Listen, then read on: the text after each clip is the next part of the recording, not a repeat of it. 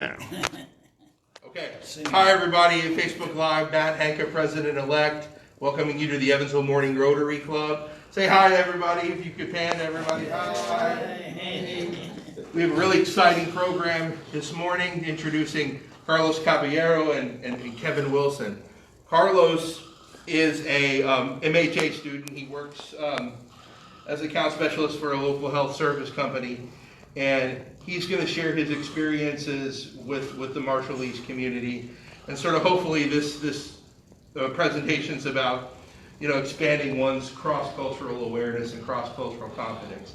And we have Kevin Wilson here, who's a pastor in town, and he is very cross-culturally competent in the sense that he's lived on both the east side of Evansville and the west side of Evansville. So he's got that all sort of culturally rounded, well-rounded cultural individual here. So, and he has spent time and lived in the Marshall Islands too. So they're going to share their experiences with us this morning. So let's welcome Carlos Caballero and Kevin Wilson.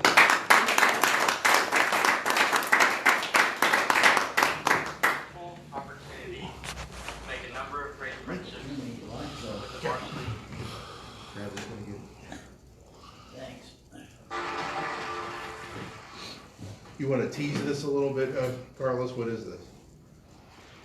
In the last 2 years, I can.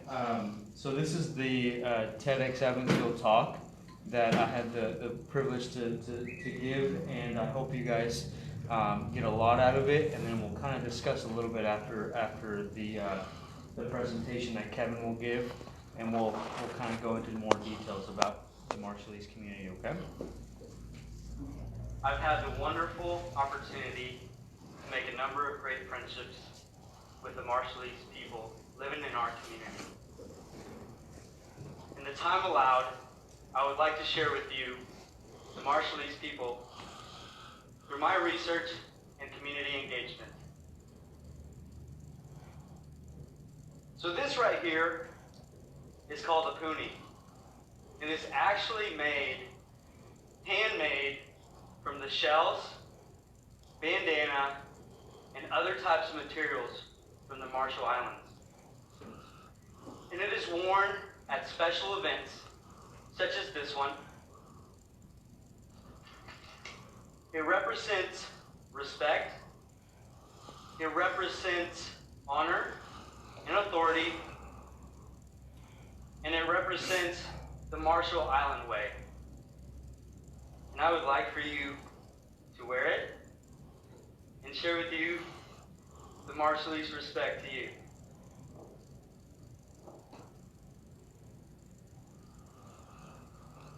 The Marshallese people coming to the United States is a public health priority. And why is this? Because the Marshallese people have come here in the past 60 years and have brought with them a wealth of knowledge, a wealth of culture, but they lack access to health care and many other things. So many of you, just like I was, sitting there 2 years ago, listening about the Marshallese people coming to our community here in Evansville. And I sat there and I thought, who are the Marshallese people? Where are they coming from? I don't think I've ever seen them or met them. So that is why I'm here. The Marshall Islands is a group of islands located right in between Hawaii and Australia. And as you can see, it is in a wonderful, perfect location in the middle of the Pacific Ocean to protect us from any type of attack from the other part of the world. So the U.S. military has actually been at these Marshall Islands for over 60 years. And they have access to some of those islands for military purposes.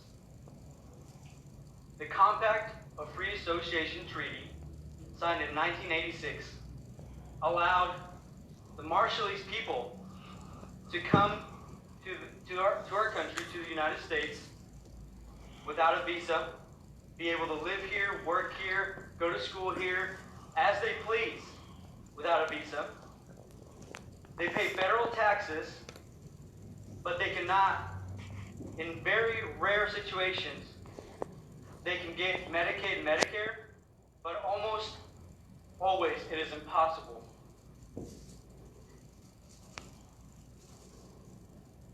In return, the United States has military control over these islands and is able to use the islands for military purposes.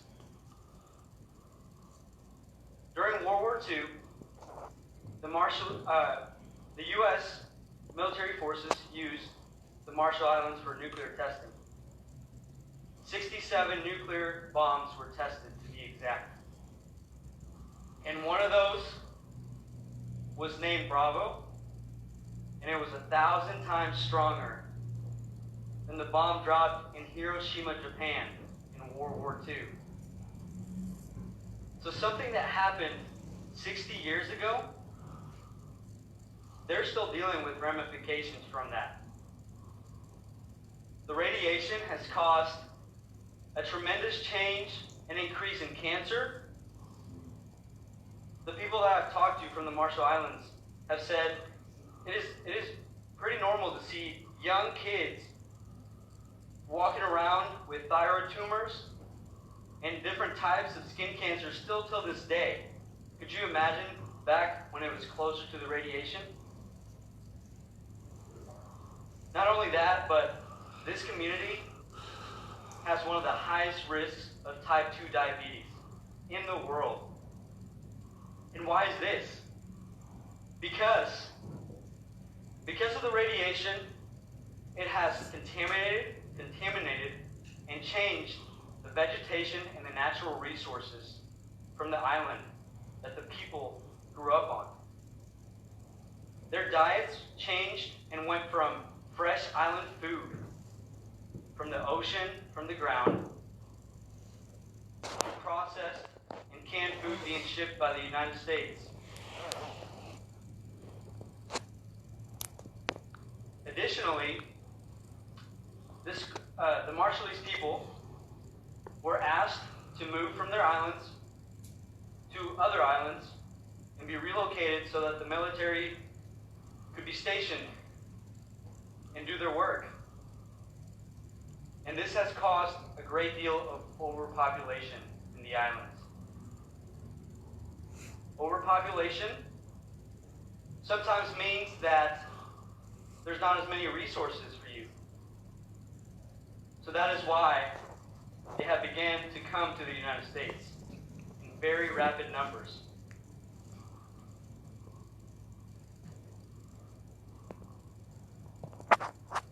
In Arkansas, there is the largest population of Marshallese people living in the United States. Throughout my research, throughout my time, I often wondered, why on earth am I so infatuated with learning about the Marshallese people? Why? Why is it that I want to learn about them, get connected with them? And it was because I learned from the Arkansas Department of Health that they wish they would have built a bridge of communication and collaboration with this community a lot earlier. What the Arkansas Health Department said is that we truly just ignored this population until it was too late, and their numbers were so high to reach and help with healthcare, with education, learning about their cultural differences, their social norms. And I began to hear that there's actually a significant increase of Marshallese people coming to Evansville, Indiana. And it is because they like this city. They feel welcomed here. They have opportunity for the jobs that they have qualifications for. But overall, they just feel welcomed here, just as they have in Arkansas. So that is why I'm here, because I want to start and build this bridge, this action of communication between the Marshallese community and the Evansville healthcare community. Because we know that if the people, the family, the friends around us are healthy, we're healthier too.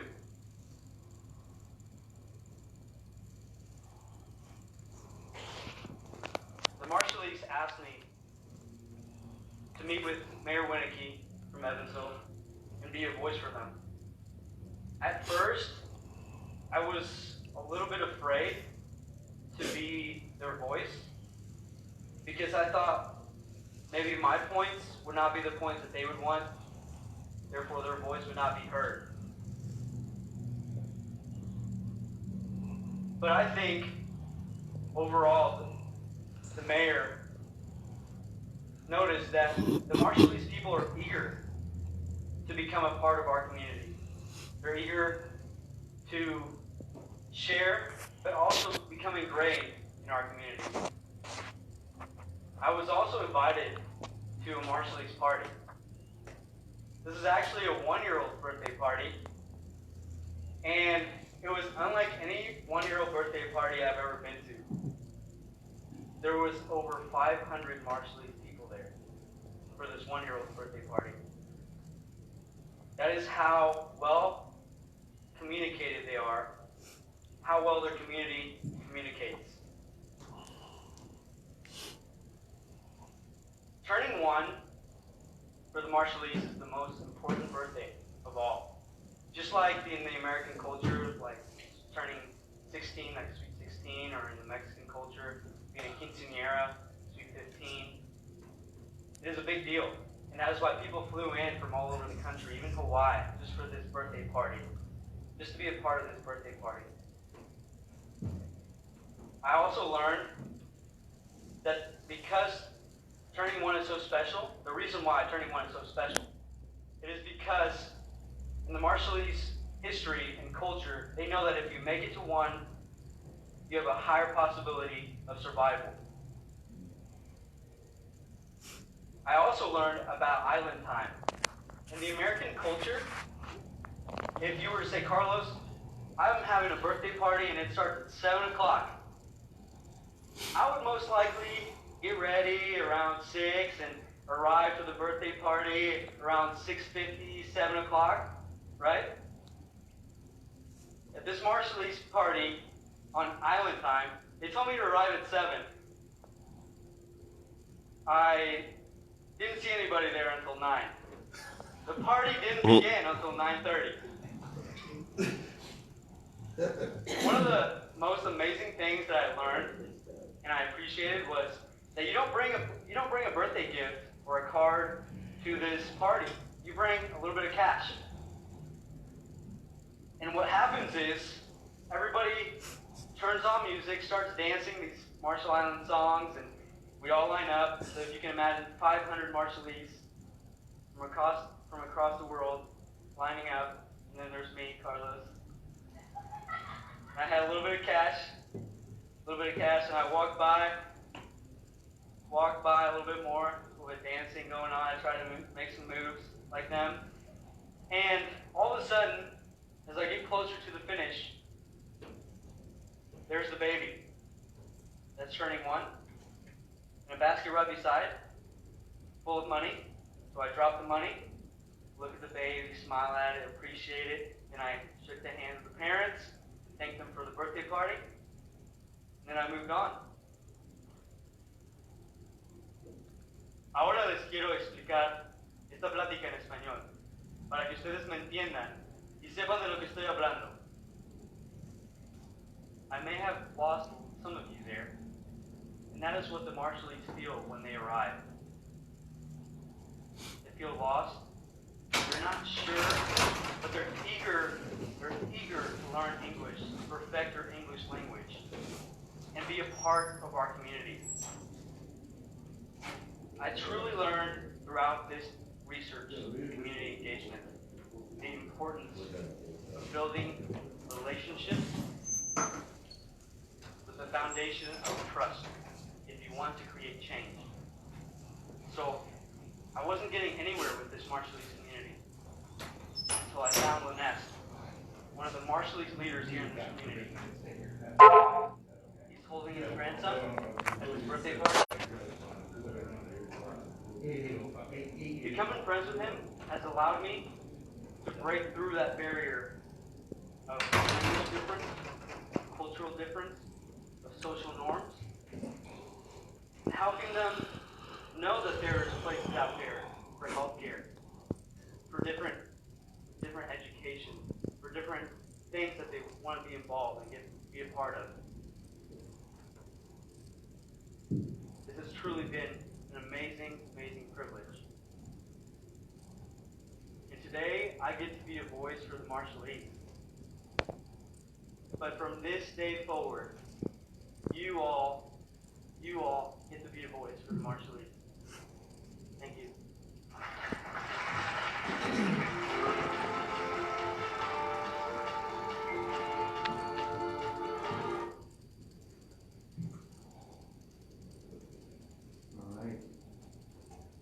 And like I said, I just wanted to share that with you all so you guys can get a good picture of the Marshallese community living in Evansville and why we're kind of here, been invited here.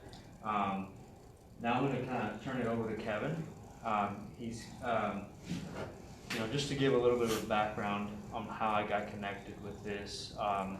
As I was a student at USI, one of the works that you have to do is, as a graduate student, is be able to complete a capstone project.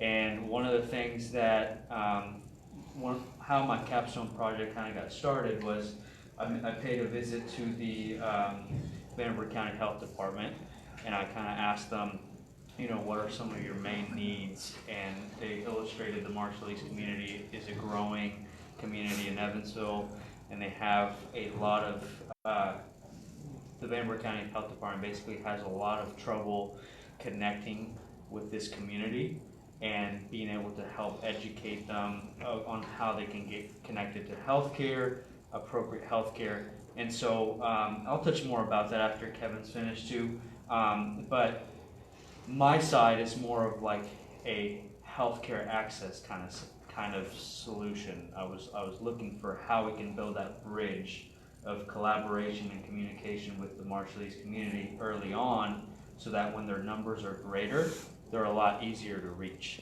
And that's what happened in Arkansas, in the state of Arkansas, is that they said, we wish we would have reached out to this community earlier, because now their numbers are so great. But Kevin has an awesome story because he actually lived there, and so it's more of a personal, cultural, and through this work, actually, Linest connected me to Kevin and his wife Esther, and I went over to their house, and we sat for I think 2 hours and just talked about that cultural aspect, which was very, very awesome. So now he gets to kind of share a little bit of that with you all. Okay. Thanks, Carlos. Good morning. Good morning. My name's Kevin Wilson. I'm so glad to be with you today. Just a little bit about myself. I am an Evansvillian. My dad went to Memorial. My mom went to Wrights. My sister and I went to Mater Dei. My kids go to Wrights.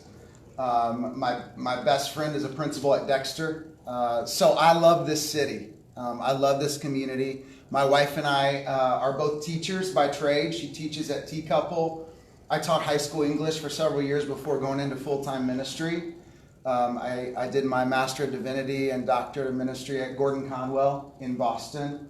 And we served, just a little of my journey, served in campus ministry at UE and USI for 7 years. And so a part of my journey is working with international students and Americans and racial reconciliation all together. When I had the opportunity to be a chaplain on Kwajalein in the Marshall Islands, I was very excited to do that with my family. And so just so you know a little bit about the Marshall Islands, it's about 2,500 miles in the middle of the Pacific Ocean, as Carlos said, between Hawaii and Australia. If you had an accident on our island, it was a 5-hour flight to the closest major hospital, which was Honolulu, 5-hour flight. So as a youth football coach there, it was an interesting experience. There was no blocking, no hitting to keep the kids safe. But if there was a medical emergency, you had to call the life flight from Honolulu, which would take 5 hours to get there and back. So as Carlos said, some of you are familiar with Kwajalein because there was a major battle there in World War II. The Japanese occupied it at that time. It's always been fought for. Germany occupied it for a while. Japan occupied it until we took it over. That was the first place we used the shock and awe campaign in World War II. The battle was supposed to be quick and easy. Supposed to last, just a day or so, and it lasted 4 days. And so we lived on this island where the battle took place. And so even while I was there, we found regularly the 3 B's, bombs, bullets, and bodies. If you're familiar with the story Unbroken by Louis Zamperini, we lived on the island where he was tortured. And he was there. So just a little bit about my story. This is my family. We lived there from 2013 to 15. So the kids are a little bit bigger, but we have 4 kids. Our oldest is now 15 and our youngest is 8. And there's my wife Esther. Like I said, she's a teacher at Teacouple. As a part of our work, bringing together ministry and education, we started a nonprofit called River of Hope. A part of that is because we love this city, Evansville, and we believe that Evansville can be a blessing, both locally and globally.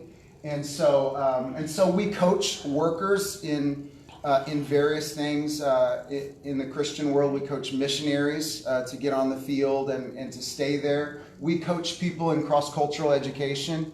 We've done a Marshallese training and cross-cultural training in both the education departments at UE and USI, and with the EVSC, we've done workshops for English as a second language teachers as well. Not just with the Marshallese, but with just being other-centered, being able to be sensitive to other cultures and to know how that feels.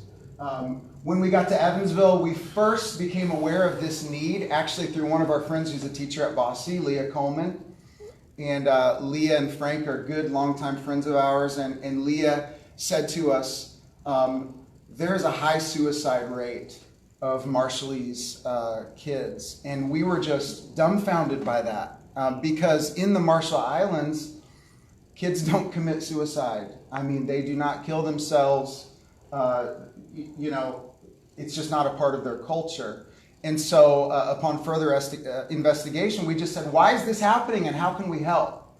And what we realized is that it's because of the cultural divide. A lot of kids feel hopeless. They feel not understood.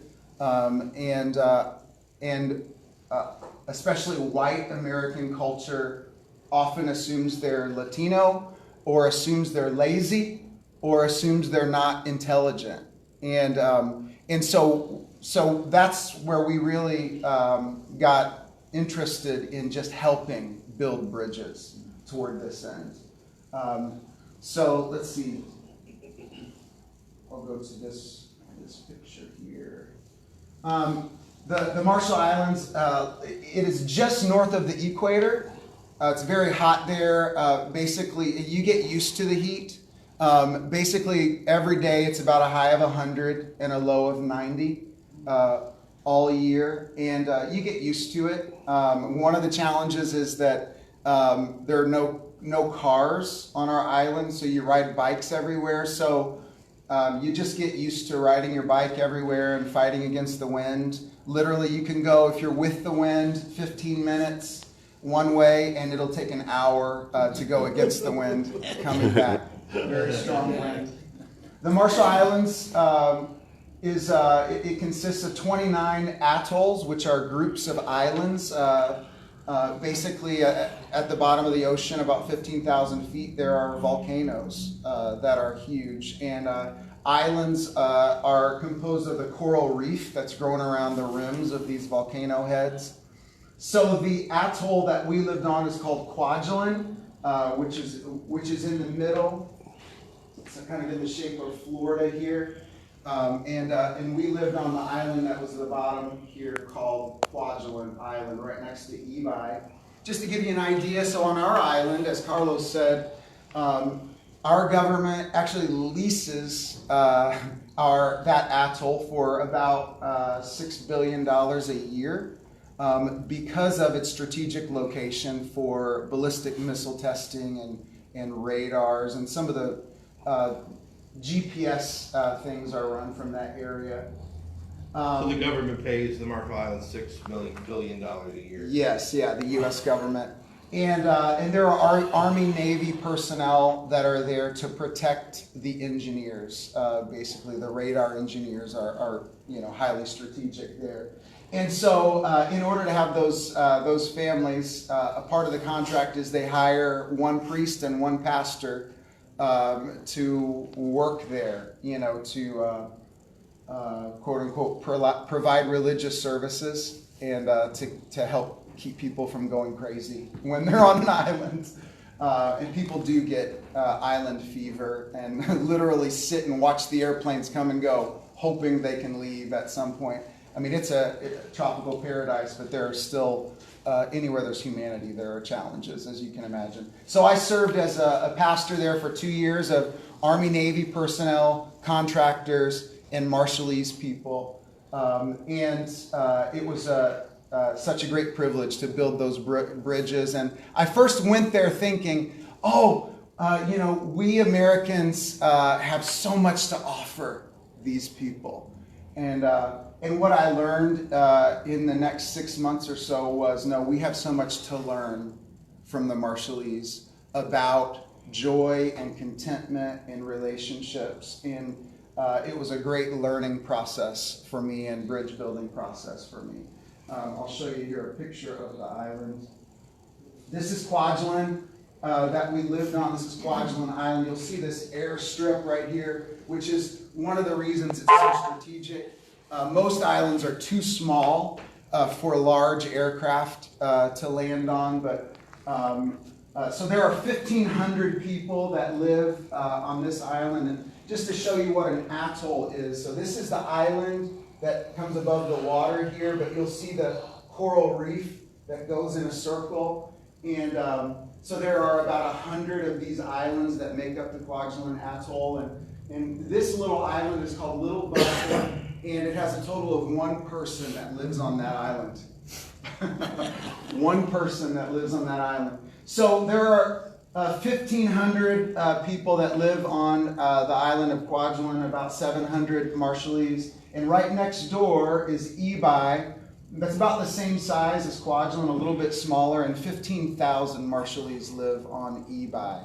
And one of the reasons so many Marshallese live on Ebi is because, as Carlos said, they're, for those of you who, read your history books after World War II, nuclear testing was done on the Bikini Atoll in the Marshall Islands. That fallout was bigger than our government thought it would be, and so a lot of Marshallese died, and they moved them to Ebi.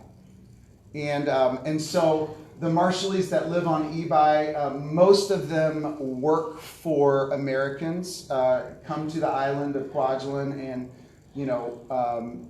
mow grass, cut down coconuts, and, we had a nanny that was wonderful, Benita, and she supported a family of 7 working for $5 an hour.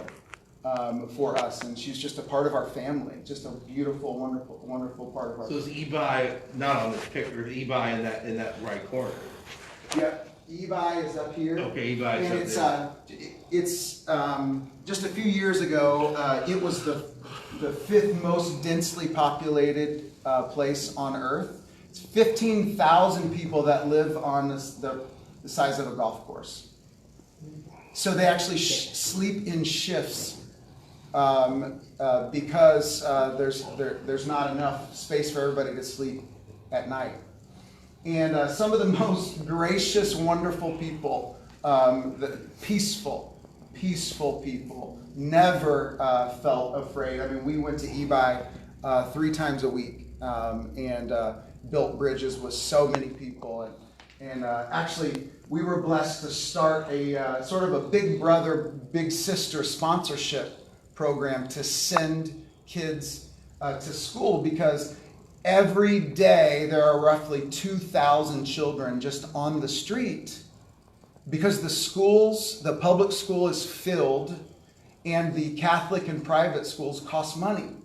And so one of the things that we were able to do that I'm really proud of is we started a sponsorship program so that Americans could send kids to school. And so it's very humbling to me that hundreds of Marshallese kids have been able to go to school simply because we linked, people together.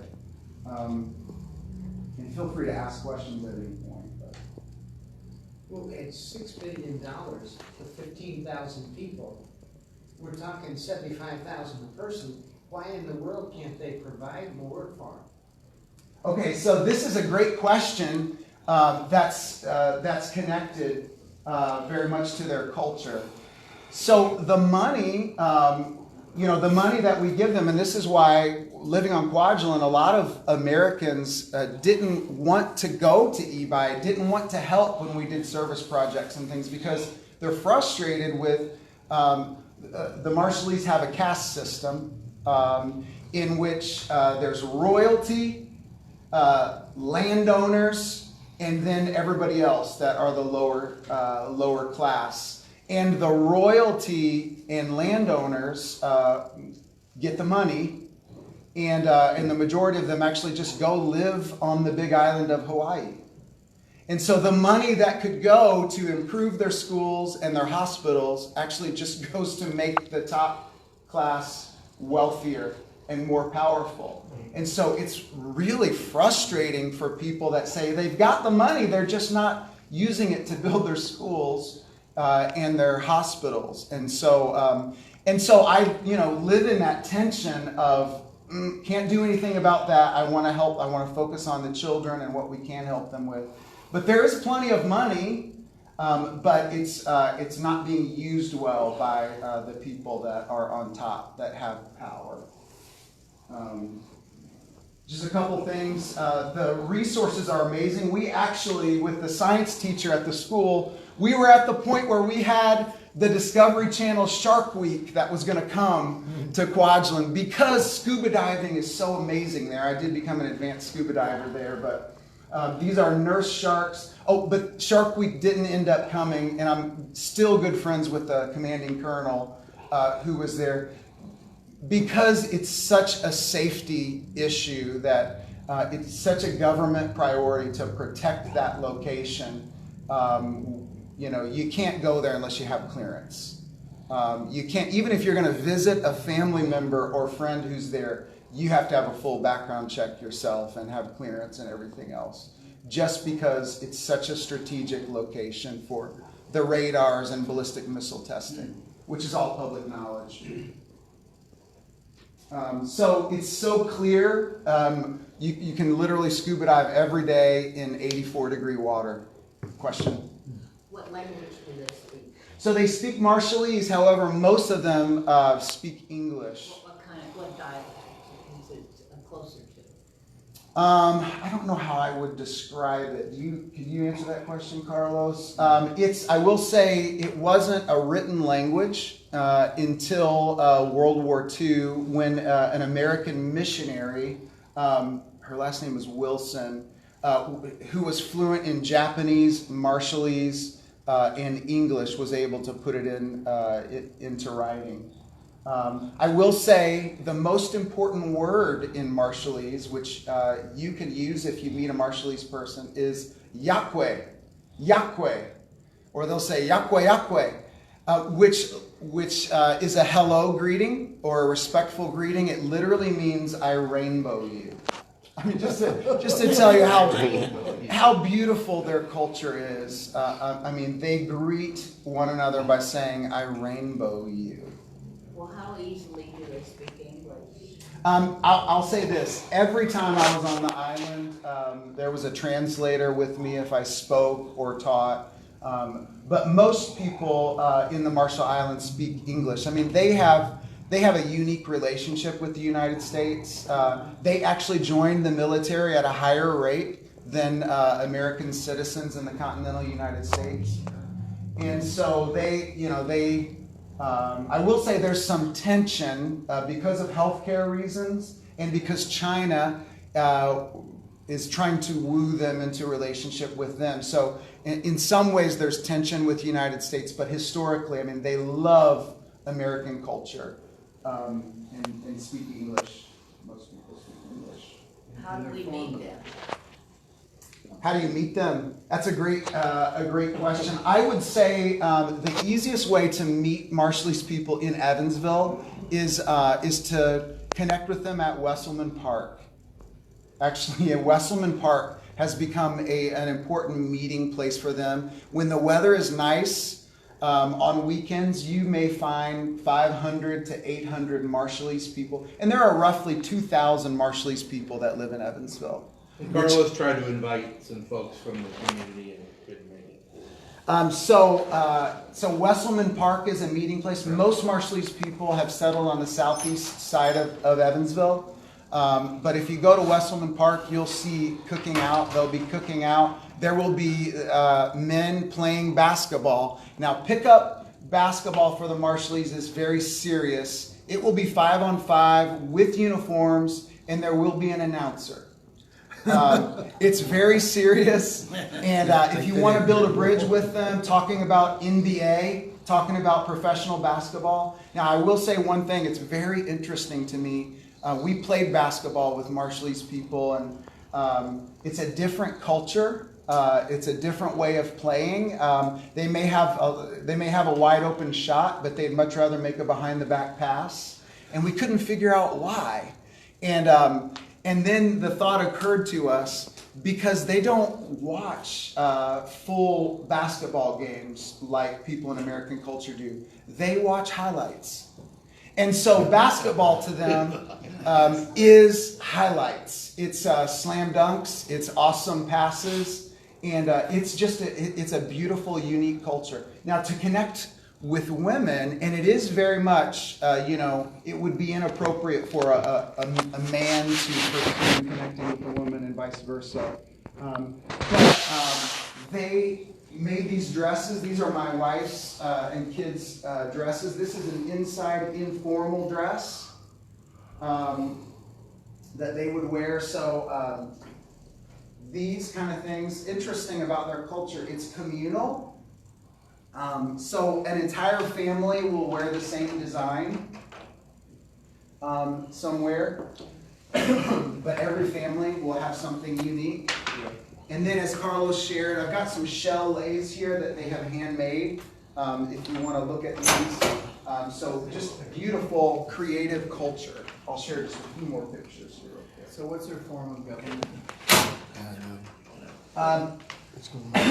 It is monarchy. Actually, they have two, it's matriarchal. So the power goes through the females. So there are two queens. They've separated the islands into two divisions. But it's the Republic of the Marshall Islands. But it is a monarchy, and there's a real caste. I'll tell you how real the caste system is. When we left, we tried to give our nanny our best bike, which is a big deal in the Marshall Islands, a cruiser bike that doesn't rust. And she said, "I really like that bike, but I want to take that one that's not so nice." And we said, "Benito, why don't you take the nicest one?" And she said, "Because somebody in the higher class will ask me for it, and I have to give it to them." And so she said, "I want the one that's not so nice because then I can keep it." What are we looking at there? What is that picture? So this is coral reef under the water. This is what you see when you scuba dive in the Marshall Islands. There's just coral reef everywhere. It's amazing. It's beautiful. This is a school of fish. And literally, when you scuba dive in the Marshall Islands, you will see Japanese ships, American airplanes that went down in the battle. And you'll see unexploded bombs and Coke bottles. One of the things I want to share that Carlos mentioned is that we introduced them to some problems that they didn't previously have. Diabetes is an epidemic in the Marshall Islands, and one of the reasons is because we introduced them to drinking soft drinks, eating candy, and maybe the worst thing, ramen noodles. So when you go around and you see a vending machine, there will be candy, but the most popular item in the Marshallese vending machines is ramen noodles. And it's because our soldiers introduced them to these things. And so... I hate to cut you off. No, you're good. We got contractors out there wanting to get in here and fix this. I understand. I think we've held them off as long as we can, so. Yeah, I apologize. Nope, no. If it wasn't for that, we'd stay here till 10 o'clock and let you talk. Or at least I would. Being retired, yeah. Thank you, guys. If you would, we could do the honor of drawing the half-pot winner. What? Yeah, half-pot, wait a minute. Drop one here.